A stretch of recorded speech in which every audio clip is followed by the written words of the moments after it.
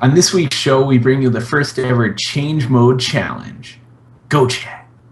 Listen in as Colby and Dan recount their experience writing a chat client in the Go programming language. Stay tuned.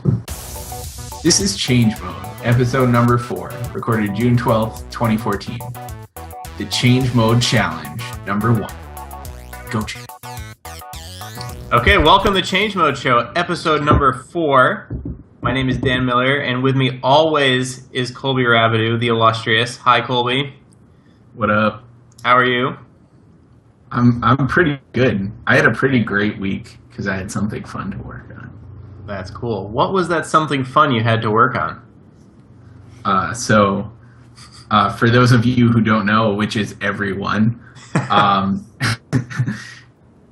this week we should learn a new language. So we both wrote a chat client in Go, which yes. So there was no specification really. It was just, well, Go's kind of famous for concurrency, so let's do something that kind of smells like a concurrency and write a chat program. So we did. But there was no outline of what sorts of things it was supposed to do or anything like that. So I imagine our chat clients will end up looking very different. We said first, but before we get into everything, would like to remind you all to go to coffeeandbeer.tv/changemode to get this show and all the previous ones, and to check out all the other cool shows on the coffeeandbeer.tv network. So with that, let's jump into it.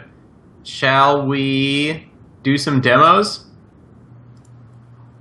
Yeah, that's a good idea. Okay. I'm going to flip this beer bottle cap. Colby, which side do you call? The outside. The outside, okay. So I'll be the inside. All right. Inside up, so I'll go first. Share screen. Here we go. Not sure how visible this will be. I actually have my source code in this upper left-hand pane. Then I have two other panes. Let's close these out real quick. So bottom left will be my Go code. I'll start that up now. And right-hand pane will be a Telnet session to myself. Start that up now. And then I can type text into Telnet. Hey world, how's it going?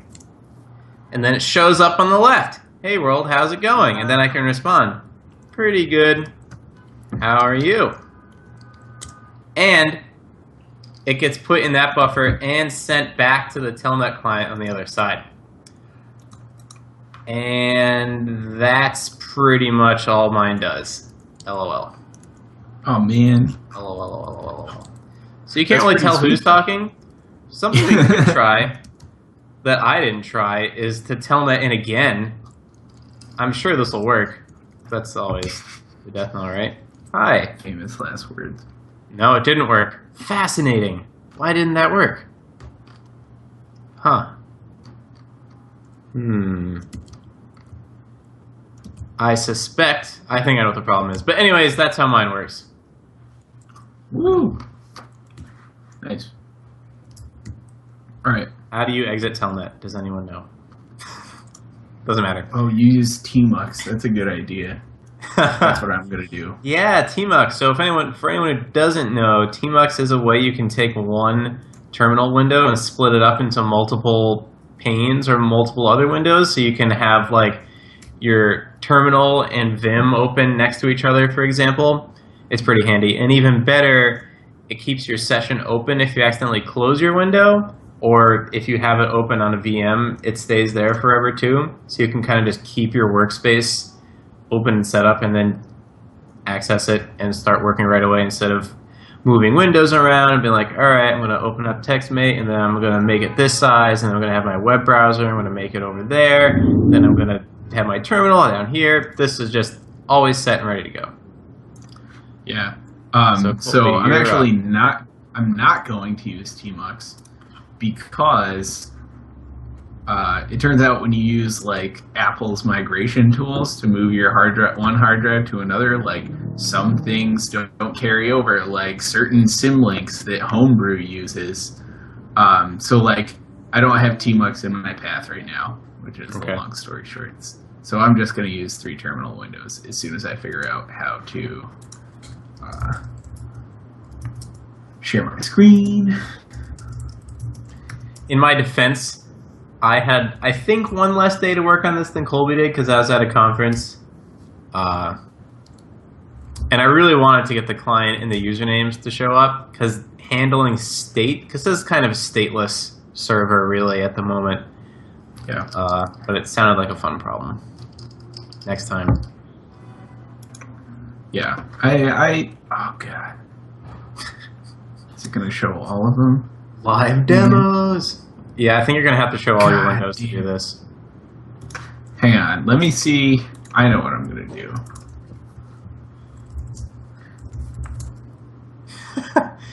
Folks, this is what programming is all about right here. You just think something's going to be easy, and then it turns out to be impossible. You're like, well... How do you...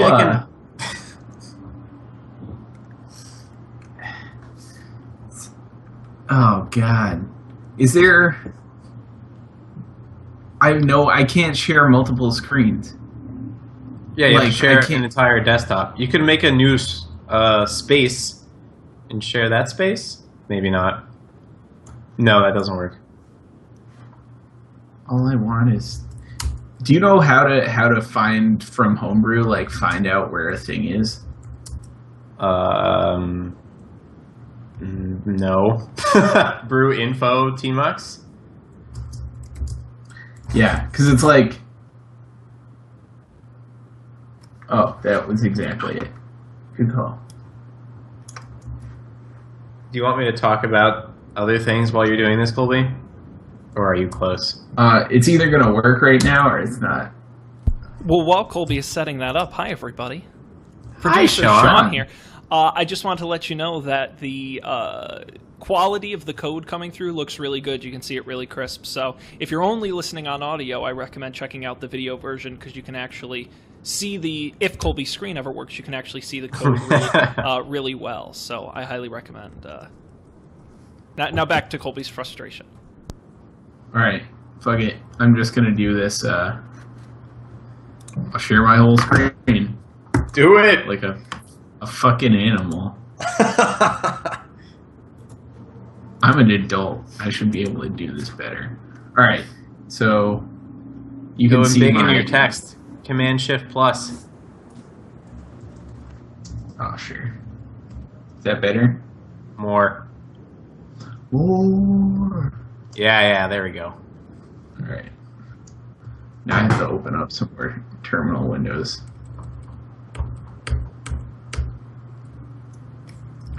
All right. So I'm going to, oops, am I already there? Yep. All right, so I'm gonna go run my server. I wrote both a server and a client, mostly because I didn't think of like telnet as an option. I feel like that would have been easier. Yeah. So nope, run client. Okay, my name is Colby. Nice. So I connect to the server. So one thing I'll show you in a second, but in any case, I can send a message to the server and it comes through. Woo! I can also, oh, interesting. Are you using a tiling window manager?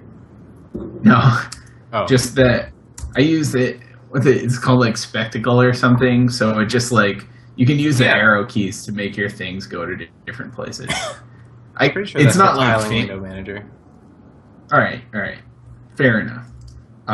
So I can start up another client here, or not.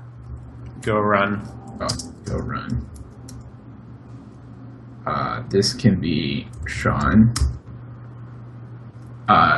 So I get a ping from the server that Sean connected. Nice.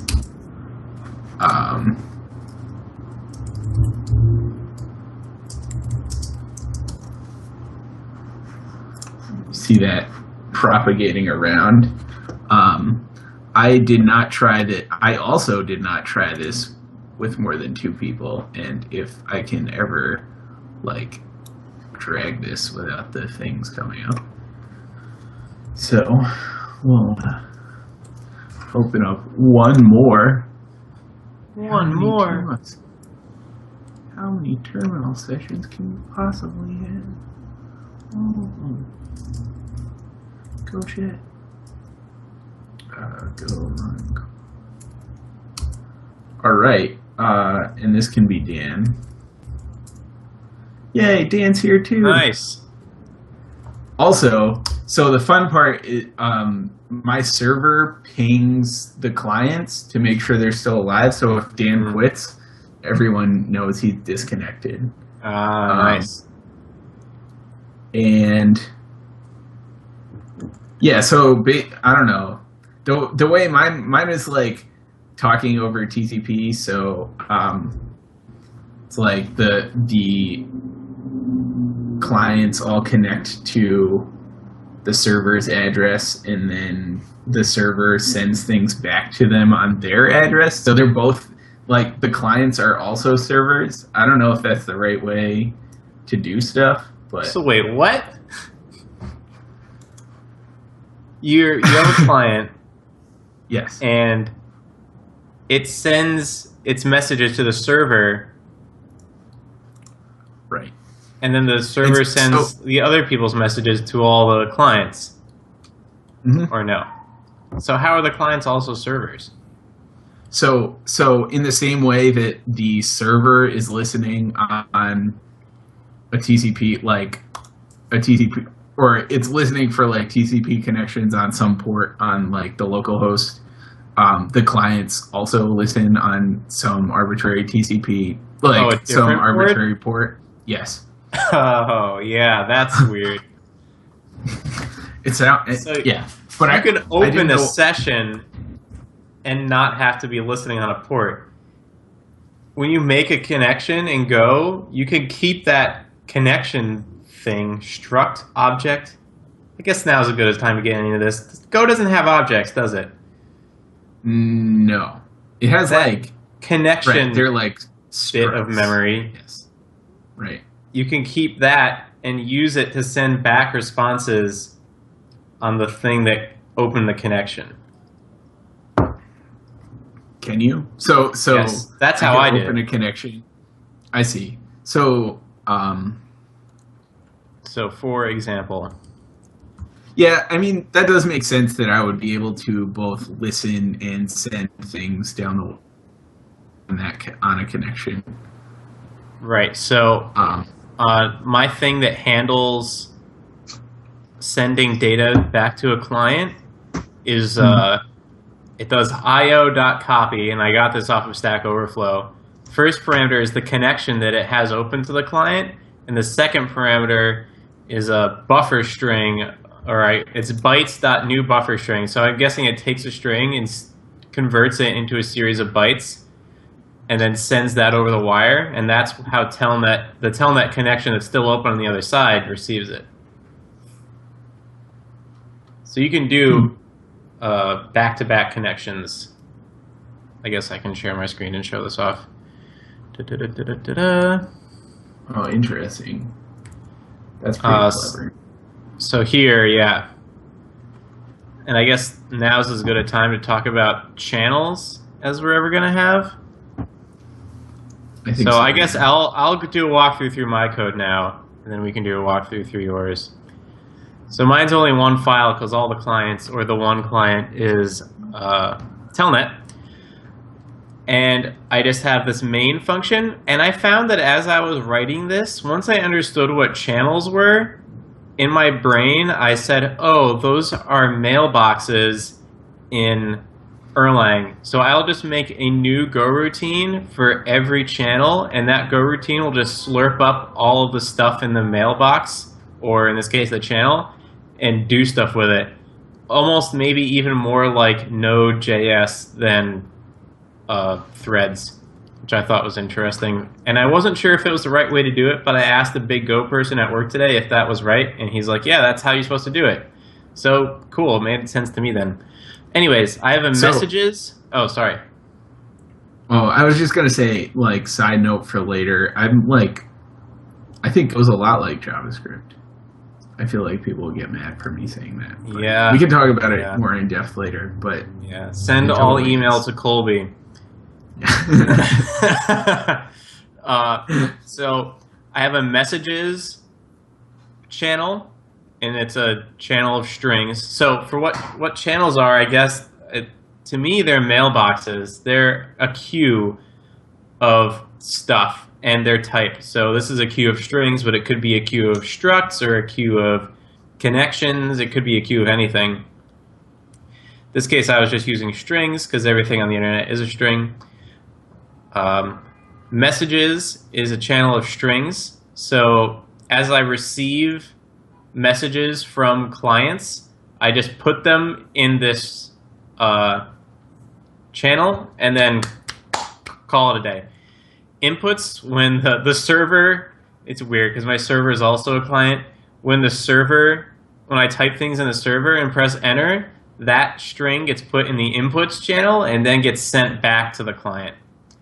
Right here, I open up, I listen on port 5000, TCP. The error handling in Go, so one of the first things I did was I downloaded a Vim plugin, which actually did all the error handling for me. As soon as I did something like this, where I had to get an error from it, it automatically made the if error is not equal nil return thing, which was pretty sweet. It also automatically alphabetically ordered my imports, which was cool, and I really want that for all my function declarations in every language. But it automatically what? It alphabetically ordered my imports up here. Oh, your imports. I thought you said your inputs. No. So watch, if I do this and paste bytes over here and then write, it moves bytes down to the right spot. Transparently or opaquely, depending on how you fall on that particular bike shedding issue. So messages and inputs, both channels of strings. Cool. Open up port 5000, listen on it. This thing, this psoc.accept, for whatever reason, is what gives me a connection. I'm not entirely clear on why you don't get one of those immediately. What's a psoc? Socket? I don't know. It's part of the net library.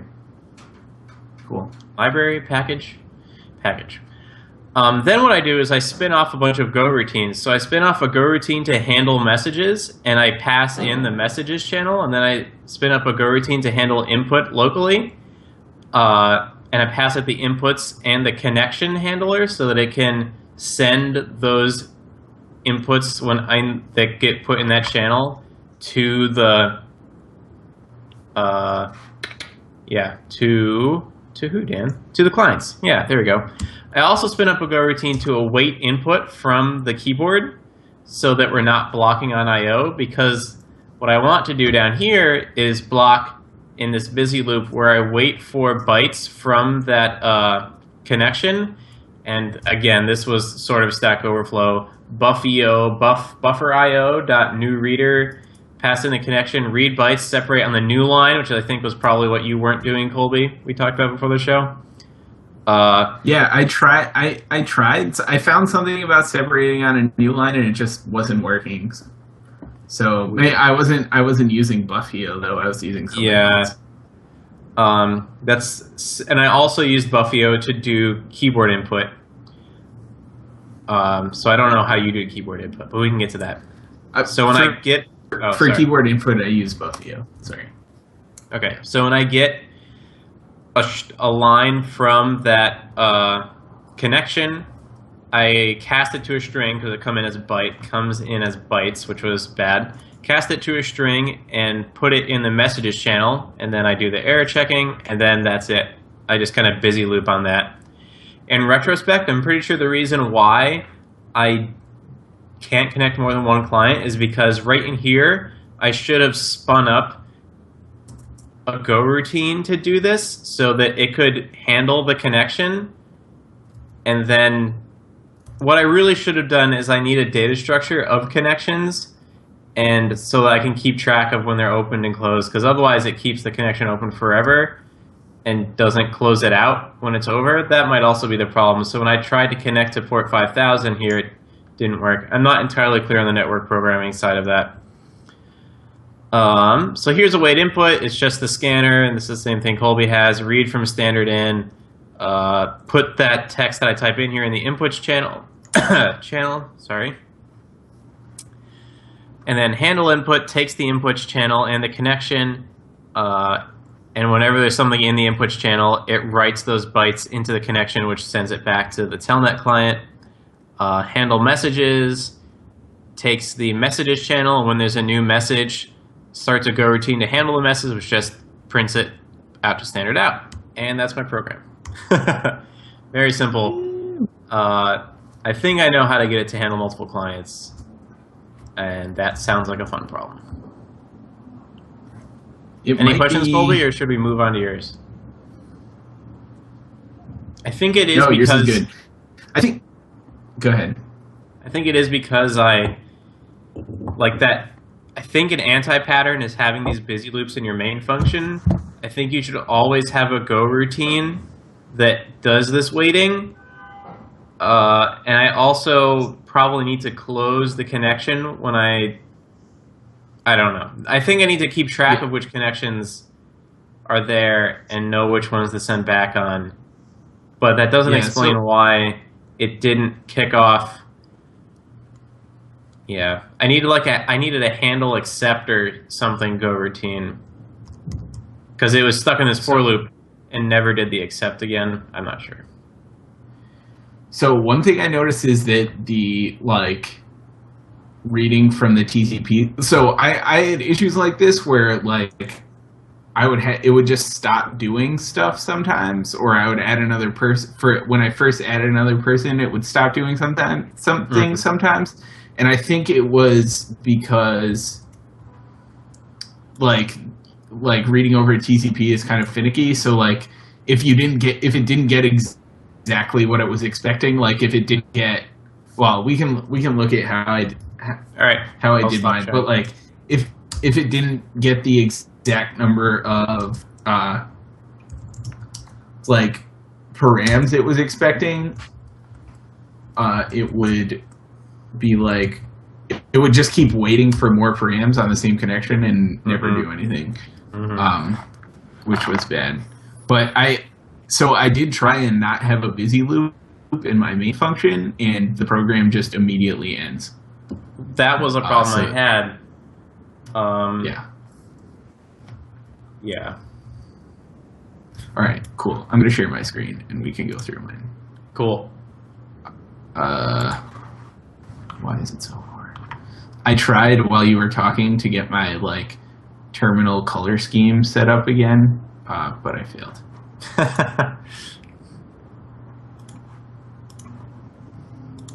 All right, I'll make this bigger. So we can start with the server, I guess. Let me make this. Well, Colby, have you eschewed syntax highlighting, or are you just lazy and didn't get syntax highlighting working? No, I've never set up my dot files on this server, so nothing. That's what I was trying to do while you were talking, but I didn't finish. So, you know what I could do is open a text editor and not. That's what I'm going to do. Hang on. Why is this so hard?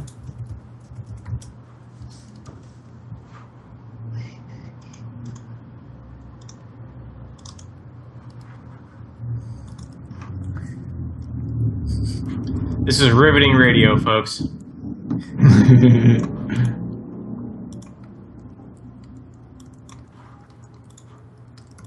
All right. Can you see that? I don't really get any feedback on this screen sharing. I can see your smiling face. That's it? You can't see my screen? No. Nah. Skype lied to me. Start. There we Aha.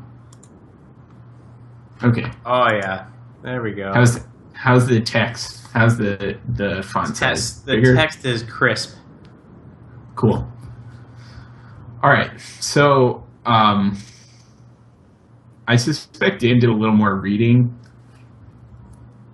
on the internet than I did.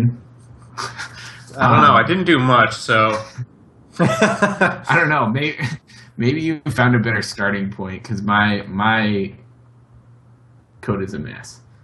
I guess we can start with the server though. So in my server's main function, basically what it does, it spins up this so it listens on this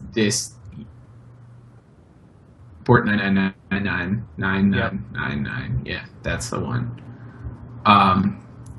So then I start a go routine which basically just pings any clients that have connected. Make sure they're still connected. If they're not connected, it boots them, and that's when you'll see that that's when it sends out that so and so disconnected. So that's if they don't respond to the ping. So then I start my busy loop where I accept connections in it's like from that port. So I used format.fscan to read stuff off of this socket. So fscan is, I don't know what the F means. There's also an fprint, and so there's a scan. I think it means format actually. And then printf, that's what it means. So there's a printf and also an fscanf. F is at the end. The F for format is at the end. So basically what fscan does is it expects a bunch of characters separated by a space. So what you can do is you specify these these arguments, which you pass in pointers, and I don't know, it brings me back to really horrible PHP memories of passing things around by reference in PHP. It's like those PHP sort functions that sort things in place, and yeah. In any case, Go is meant for C++ replacement, where you do that all the time. I know, and I understand that is probably why all these things are a thing, but it feels weird. In any case, so it takes you give it these references to variables which are byte arrays, and it will fill them. So each of these variables will be filled by one, a space delimited set of characters. So it expects three distinct words separated by spaces. So your protocol is defined here. Right. Yeah. And so once it gets those, it passes it to this handle command function, which you can see right here. There's really only two commands. So clients register or connect, and basically what happens at that point is the client it stores the client's name, which is a Nick in IRC, like Colby or Dan or Sean, and it stores their address on the network, so wherever they're at. Then it spits it out, and then where does it store their address? So clients is just a hash, a map up here. Oh, yeah. So the key is the client, the Nick, and the value is the address? Right. Okay. Right. So at that point, now that the server has a new client, their name and their address. So at that point, it'll tell all the other clients that are registered that someone new has joined. So we go to this distribute thing. So from distribute, there's like a sender and a message. So then I loop through the array of like clients, filtering out the person who actually sent this message. And then we go to this forward message function, which prints this message out according to our protocol, which is 3 words separated by spaces. Mm-hmm. The first one is the command. The second one is whoever it's from. And the third one is the message, which, so I couldn't figure out how to do this any other way besides space separated. I URL encoded the message. So like if you've ever seen those crazy like links with like percent signs and like numbers and things in your browser bar, that's basically the same thing. So yeah, so it's URL encoded on this side, and then on the other side it'll be decoded, which is easy enough. And then so again, so this dials the client. If for some reason the client isn't there, it will an error throws, so it disconnects the client, and then so this is fprint, which is the companion of fscan. So it like prints out this stuff to the socket, I guess, and then sends along. Yeah, in Unix, a socket is just a file, so it's writing those bytes onto the file. Yeah. See? Computers, they're crazy. Yeah, and then after that it closes the connection. And so this forward message is done. This whole loop, like they're all done in a Go routine. So it's like all asynchronous or synchronous or parallel, I guess, because it doesn't really matter. Feels good. Yeah, it does feel good. Yeah, so that's the server. The client actually works pretty much the same way. The client is kind of itself a server because I didn't think to like recycle my TCP connection. So instead of sending data back over the same connection, the server reconnects and sends data down that way. So it took me. So I'll step through what the client does, but in any case, so I have an input channel which is listening on standard in from the terminal, and there's a messages channel which is listening on the server, like listening for commands sent from the server. Listening on the connection that you're literally listening on that port in this case. Right. Yeah. So then I spin up this console watch, which is basically like the same thing you had. It's Buffy-O. Buffy-O the terminal slayer. Yep.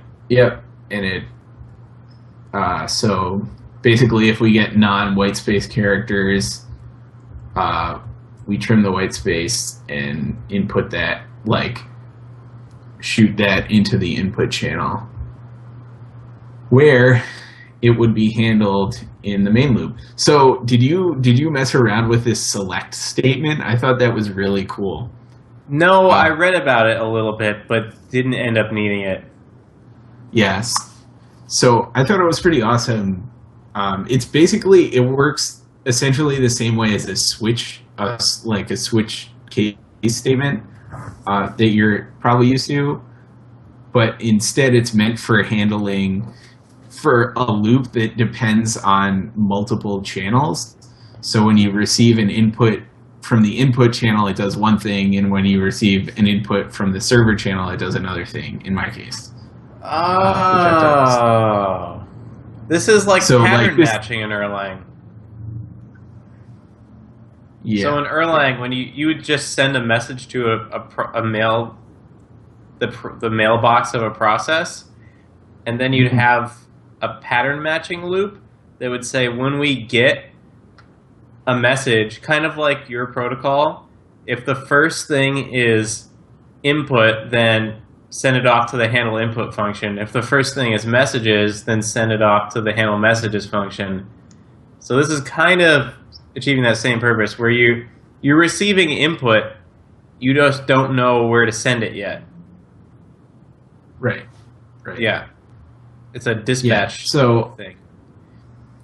Right. It's a dispatch thing. So you can imagine this, like, this loop is happening, and you know, it's like things can be queued up either in the input or messages, and they'll eventually be handled. So all this server ends up doing, all this loop ends up doing is like printing them out. Maybe that's what I needed, because I was handling two different types of input. That could be. Yeah. I don't know. Yeah. So this does a couple other things. It like asks for your name when you sign in, which is not very exciting. It also registers your address. Well, that is pretty exciting because that's a different command. What is? Register is different than send. Those are the two commands you have, right? Yes, yeah. So register is like connect would probably have been a better name. But in any case, register like connects to the server, gets the like random TCP like port that this connection was made over.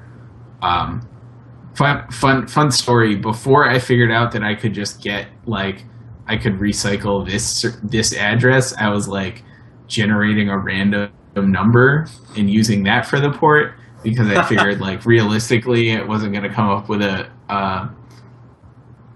like a port that was in use by anything. But I had done it in solution. What? It's the imager solution. Yeah.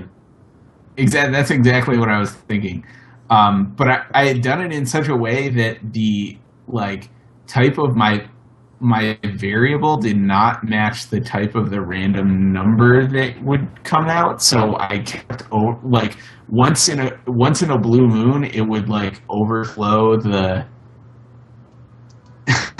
it would overflow the variable and fatal. So like 20% of the time when I would run go run client.go, I would type in my name, it would try and register and crash, and I have to do it again.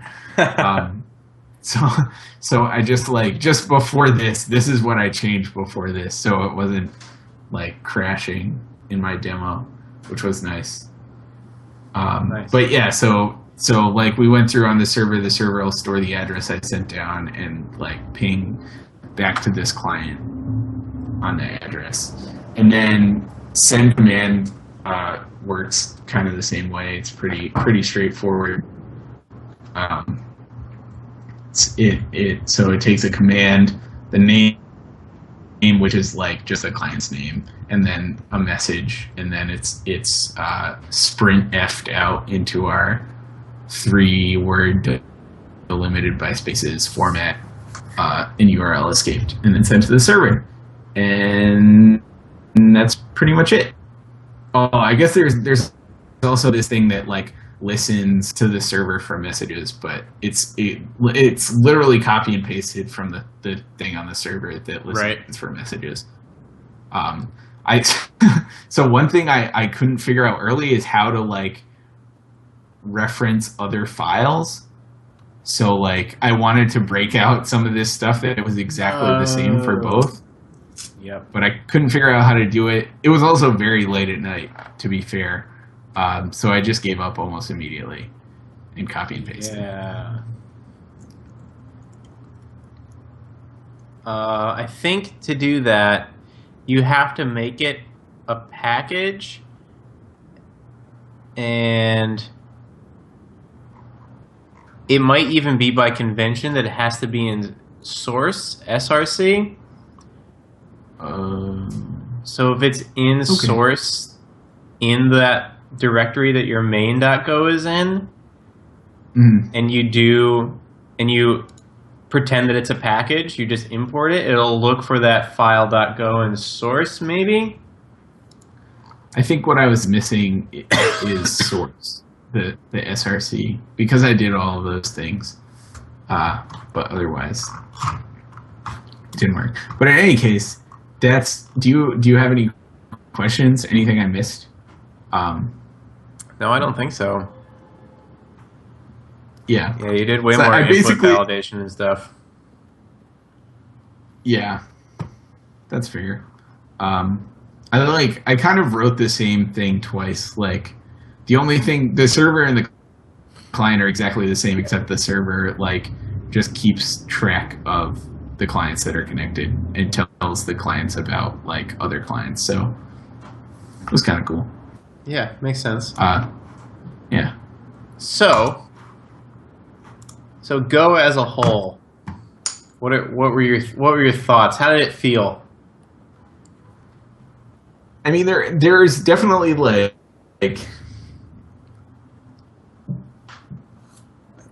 so, well, for some context, I spend my entire day writing JavaScript, basically with some like a bit of PHP, and like before that, I was also writing PHP and JavaScript, and before that at school, like since what, like sophomore year, we had pretty much graduated to using Ruby for everything. So compared to Ruby, it feels really low level. It feels very like it's almost like there aren't a lot of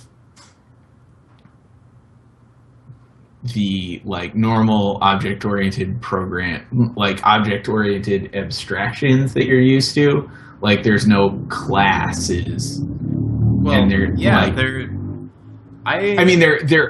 there are classes, but there's no. I mean, there's like structs, right? right. That's not so.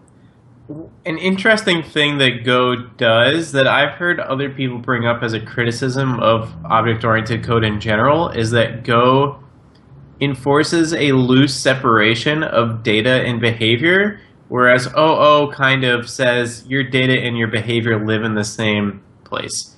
So in OO, you have a class that has properties, whether they're private or public. Hint, they should always be private. And behavior, functions, methods that live on that class and are associated, presumably, with that data. Yeah. Which makes sense some of the time, but other times it's really just a collection of behavior with no data, and other times it's really just data without that much associated. I think, but that's what I've heard. I've heard that people contend that other times it's just data without any associated behavior, but I feel like there's always behavior associated with data. So I didn't like Go's stance on OO. It feels pretty anti-OO. So that's the thing that really reminds me of JavaScript, because your data is like your methods are not like. So the way it works in Go is that you have a struct, which is just data, and then you define these interfaces which can be applied to certain struct types. So like I'm not familiar with this. Okay, so it's like so the idea is like you don't have classes in Go. There's only interfaces, and interfaces so like you can, God, it's really confused. I'm getting really confused. But it's like basically if your data matches a certain structure, like if you have certain properties, or I think this can also in like other interfaces can fulfill the requirements of certain interfaces. But it's like if the data matches that interface, you can use these behaviors on it. Okay. So like the methods so the methods are not coupled to the data of the data. Only Right. So you could the, make a function that increases the area of a shape by 1, but it could take types of triangle and square. yeah. Okay. Right. Or structs. Right. That as long as they have length and width in this case, right? Right. So that's the part that reminds me of JavaScript, because so methods in JavaScript, which are really like properties which contain a function value, which when you call them as a property of the object and execute the function, are executed with the original object as their context, like can be applied to any object with any data. I mean, obviously there's no, in JavaScript, there's no enforcement of any structure whatsoever. So you could apply any object to any function and it will try and work if it can. But it reminded me of it in that sense. And also the way it's like the way you define interface and the way you define like functions that or method. I don't know I forget what they're called. There's a name. I think there was a name for like methods. Functions. Is it functions? Is that In like Go? methods? Yeah. Even methods, Okay. as far as I can tell, that operate on an interface are still functions. Okay, cool. I'll just continue to say functions then. Yeah, it just has a different definition. Yeah. So you do yeah. function and then like parentheses and then the interface and then the name of the function and then the return type. Yeah. Oh, maybe it's that the name of the interface that's the thing. I'm forgetting what it's called. That has a special name in that function definition. It's I'm a gonna look square it up. type. The square type also has an area function and therefore it too implements the shaper interface. The shape interface. Shape interface. But yeah, that's pretty cool. I didn't know about that. I like Yeah. that. Yeah, it's a little less. It seems cool, I guess. For my part, it reminded me a lot of my Erlang Elixir time, and I've talked about this a lot already, but Erlang takes a different approach. So in Erlang, instead of spinning up Go routines, you would have different modules, which would be different source code. They didn't have to be, I don't think, but they'd be different source code files with a set of functions and no internal state because Erlang is functional, so it doesn't have state.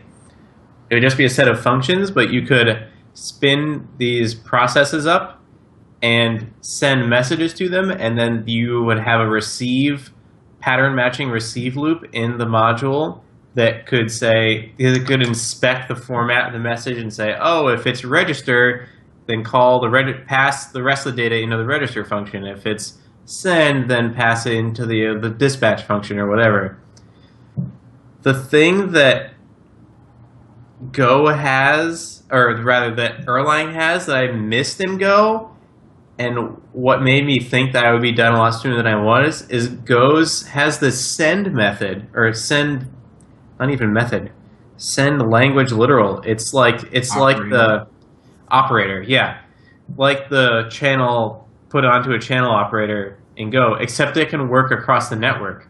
So as long as you register your two modules with each other, which is like when you start up the Erlang VM, you pass in this registration stuff, then you can just send data to it, and it takes care of the TCP stuff for you, which is real nice because you don't have to do all of that URL encoding. It just works as if it was local.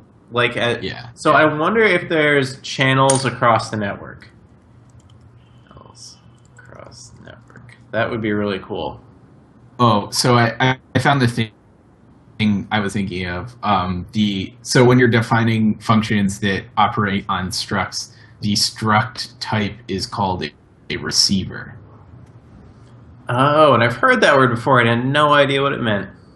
Yes, that's what it refers to. So it's that like type definition at the beginning of a function. So right after the function keyword before the name of the function. Right. Cool. And it looks like Go used to have something like this called netchan, a netchan package, but they removed it because Rob Pike, the person who made Go, didn't like it, or didn't like the way it worked. So, but it sounds like they want to have something like that. Yeah. So I mean, that seems like a huge win. Yeah, no, it really is. My other thoughts. I was pleasantly surprised. I really like the standard library. A lot of times when I'm using a language, Ruby comes to mind. Any of Python, all those languages, the standard library is pretty good, but you always end up going out to GitHub and including some HTTP package or something else, a logging package, things like that. Mm-hmm. Whereas Go seemed to have all of that stuff in the standard library. It has a really simple networking package and a really simple HTTP package from what I've read right out of the box. You can make simple API calls without having to like go out like a Ruby land. It's like, oh, do I want HTTP party or this other one or this new one? I like that they ruled all that out. I really like Go format, and I got this to work right in Vim. So as soon as I save, it does the Go format thing. So basically what Go format means is every Go source code file can be written however you want, but Go format will take those series of tokens and the compiler will say this is how it is formatted. And then it will just format it the way. There's no argument in the Go world. Is it tabs or spaces? Is it 2 spaces or 4 spaces? Is there a space between the parentheses and the bracket or not? No, it's codified in the language, which is great. I really appreciate that. Yeah, that's cool. Yeah. Thing I didn't like, and actually I didn't encounter this in this project, but I did try to use Go once before and quickly gave up. And the reason I gave up is because of types. So, yeah. So, the web isn't typed. So, I was trying to make API calls, I'm pretty sure to GitHub for this. And you receive a JSON response, which is a string. Cool. Let's JSON decode that into a struct of strings, right? No, you cannot do that. You need to take all of the fields in that JSON array, which for any API of significance is going to be a lot. It could be 20 or 30 fields. You're going to have to go through, write them all into this struct object, or struct definition, struct class, struct type.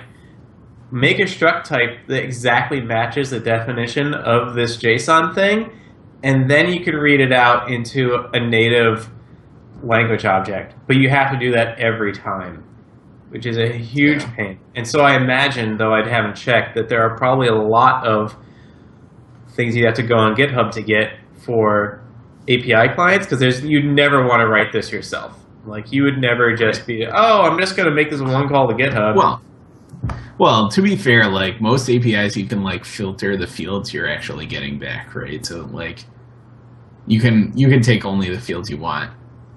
So I guess like that could make your life a little easier. Is that most APIs? Because being on a team that manages an API, I know that really sucks. Because you can't cache responses anymore. Oh, that does suck. But I don't know. All the APIs that I've used do that. Another flip side is Go has... I'm not sure I go so far. Get it. I wouldn't go so far as to call it a package manager, but the Go Get. Did you use Go Get at all, Colby? I didn't know. Nope. So you can say Go Get and paste in a GitHub link, and it downloads the GitHub link and puts it in your Go path, and then it's just there. So you can import it if it's a library, or you can just like cd $go path and go check it out immediately, look through the source code. The source code is always all there. Whereas in languages like Ruby, it's a little more difficult. You know, you have to add it to your gem file and then run bundle, and you're not really sure. It's not as obvious where it's going. It's like namespaced out by the version of Ruby you're using, which, you know, would probably be a problem in Go if we use multiple versions here too. But it just seemed really seamless, and it worked really well. So I like that. So I wouldn't be all that opposed. Now that I know more about Go, I think using APIs would be pretty painless as long as someone wrote the library for me. Yeah, so I think it's like one of the things I've sort of noticed that as a beginner I found kind of frustrating because it was hard to learn, but like the conventions, it's like I think this goes along the same lines as having the like Go code, like the format. Go format?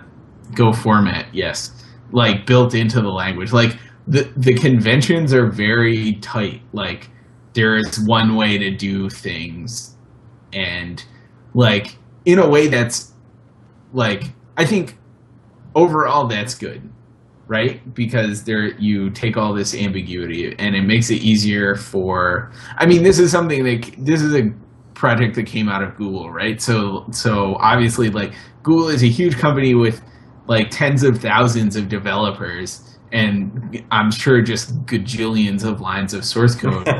and like when you work at a big company, even a company not that big, even a company with like, you know, 4 developers, like being able to go into any random like section of the code and read it is pretty important. Style guides only get you so far.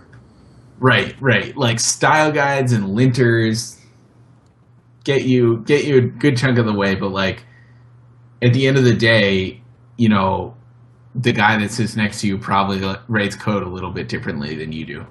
Right. So it seems like they built this. That was probably one of the things that we're thinking of, was that it should be unambiguous so that everyone can learn to read the same code the same way as much as possible. And that also helps from a compiler perspective. I know one of the problems that Google ran into is it takes them forever to compile some of their projects, and they have the talent to they have compiler people there, people who know the GCC compiler. And they looked at it and they made lots of improvements, I'm sure, but the story I heard is they couldn't make it go any faster because C++ is very ambiguous. When you're parsing the AST, you can't make certain assumptions about what will come next. It's probably this, but it could be that. So you can't go. From what I can tell about the language, is very distinct, non-ambiguous in the source code. Yeah. But again, I'm only a beginner, but I'm sure that's true. Yeah.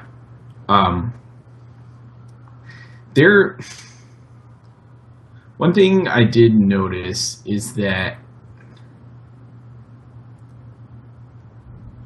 again, this is probably lack of familiarity with the docs online and stuff, but I pretty frequently had a hard time like navigating the docs, and I also found like with type stuff, I often made assumptions about like what something's type would be or how you would get something to be a certain type, and it wouldn't work. Like there are those like I don't know what to call them, but like casting methods where you would like there's like the Right. string thing. So the string method. I'm sorry, I'm saying method. The string function can take something like a byte array, for example, and it will convert that byte array to a string. But it doesn't work with like an address that you get from the TCP connection. So like the TCP connection has a remote ADDR method, which returns like an ADDR object, which is like, okay, I want that to be a string, so I can just store it in this hash map. I'll just call. Why didn't you just store Call the the string. object in the hash map? The struct. Because I figured I would eventually, like the dial, like net dial, I think expected a string. And in any case, the tutorial I was using, like, no, not the tutorial, but like the Stack Overflow question I was looking at, it was calling it with a string. I was doing it with this string. I was like, fuck it, I'll just pass it a string. Because I figured it would be easy enough, like I could just call this string function on addr address, and it would work. But that throws a type error. It's like address can't be converted to a string. Fuck you, Colby. So I was like, Well, oh, that what the comes hell? down to the fact that you can't have a two-string like construct in Go, because you can't just define arbitrary behavior on a set of data. Right. Well, I mean that's the other thing. Like the way to get it to a string was that like the address object or the address struct just had a string method. So instead of passing the address to the string function, I needed to call .S string function on the address method. How is that even possible? Object. Because it's like a struct with functions defined. Like, You can have a struct with functions defined? yeah. Oh. And then they like it meets the interfaces or it can fulfill interfaces. Oh. I thought that structs were just data and interfaces were a way of saying you can call these methods, these functions on this data and it will work. Yeah, so I mean that's what interfaces are for, but interfaces also like So you can, a type of a field in a struct could be function. so no. So it's like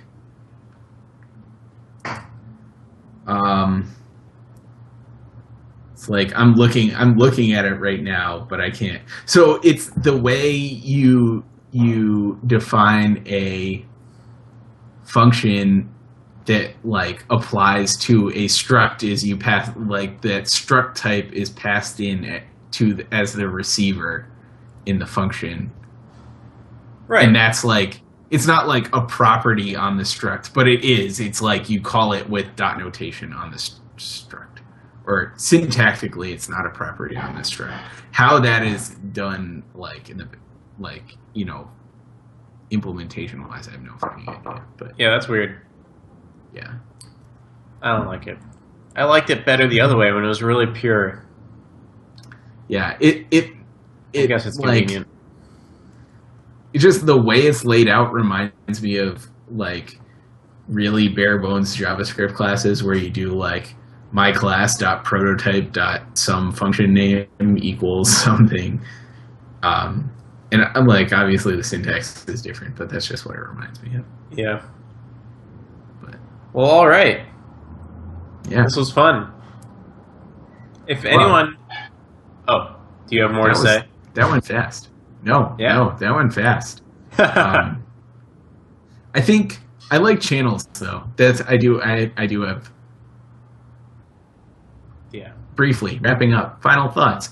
I thought channels were really cool, and I found them like really intuitive to use. Like I didn't think it was hard to wrap my head around what was happening.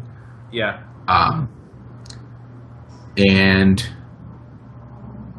yeah, that was the big part for me. I wish we could retry this challenge in Elixir, but the problem is I already know Elixir. But I'd be really interested to see if you think that the module message box pattern is as intuitive, or if I just think it's more intuitive because that's what I learned first. Yeah. I mean, it's also...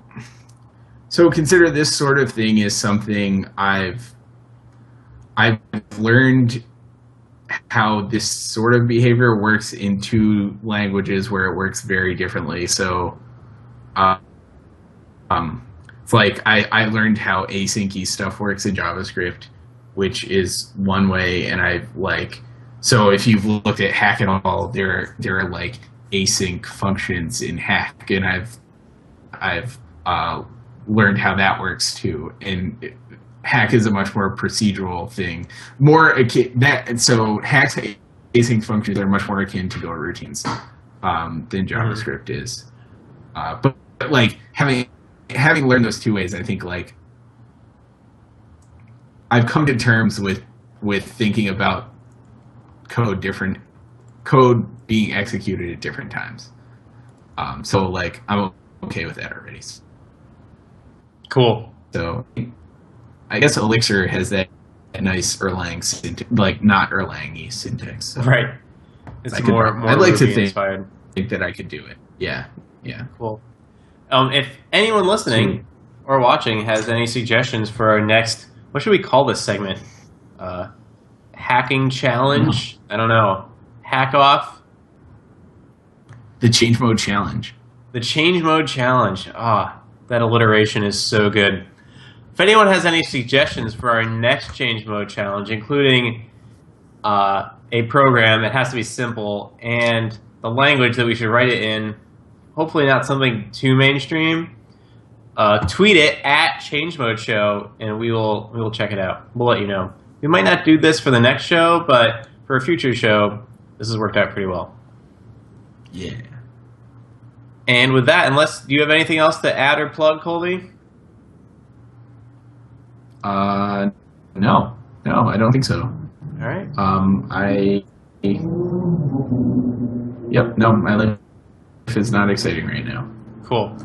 And with that, we'll close it out. Thank you for listening and watching. We highly encourage you, if you're listening, to watch this one because we show the source code, and I'm told that Skype actually handled it reasonably, which is exciting. Make sure to go to coffeeandbeer.tv. And I forgot to mention that we will be sending out the prizes and announcing who the prizes are going to. If you want a prize from the giveaway, you'll get it.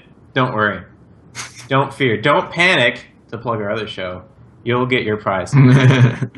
Thanks for listening and or watching. This has been Change Mode Episode 4, and we'll catch you on the flip side.